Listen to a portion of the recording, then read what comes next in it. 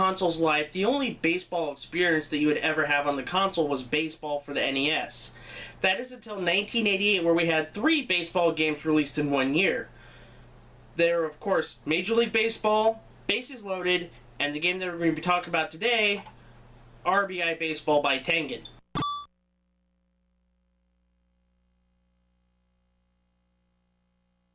RBI Baseball was created by Namco and published by Tengen in the States.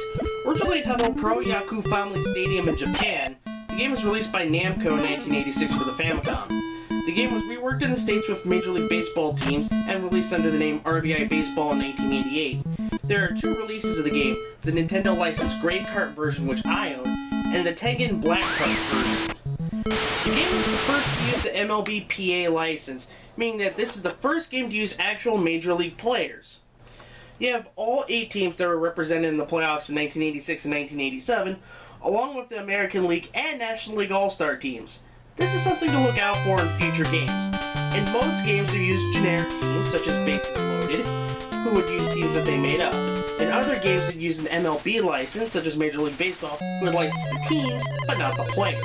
And you have games that use both licenses, which we'll talk more about later. So how does the competition stack up to the original?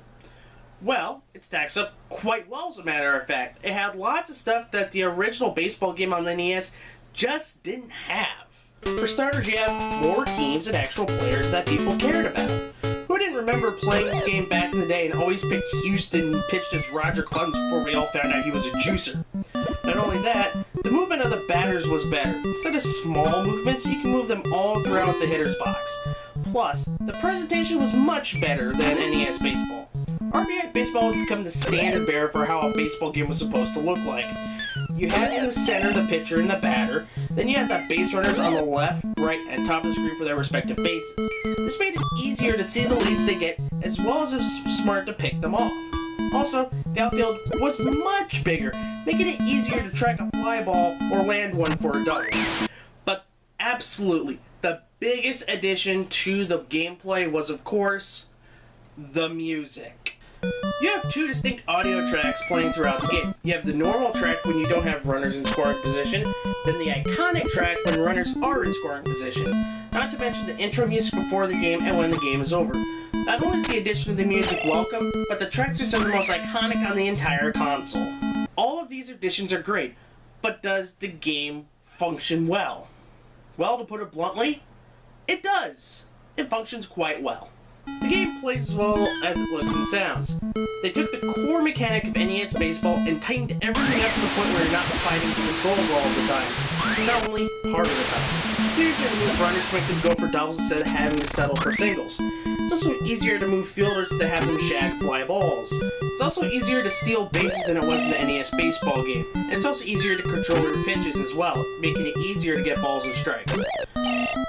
What the game doesn't do well is having your runners go back to the original base when there is a pop-up that is going to be caught. I had the problem where that happened. My third base runner was stuck at home plate and couldn't get back. Meaning when I tagged my second baseman and went for third, it became a triple play, which is duly noted in the show's intro. That's the only major niggle that I had in what is a great baseball game. This game is exactly what baseball should be like on the home console. Fun, engaging, and energetic, and quick-paced. It only took me about 20 minutes to complete a full game playing with Houston. And when you play 2-player of this game, it also goes by rather well, taking less than a half hour to play a full 9-inning game. I put this above NES Baseball because of everything that I previously said.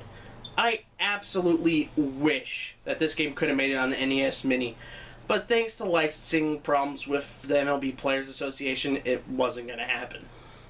So next time out, we're going to be talking about LJN's effort in Major League Baseball. How does it stack up? You'll have to tune in to see. Until next time, bye-bye!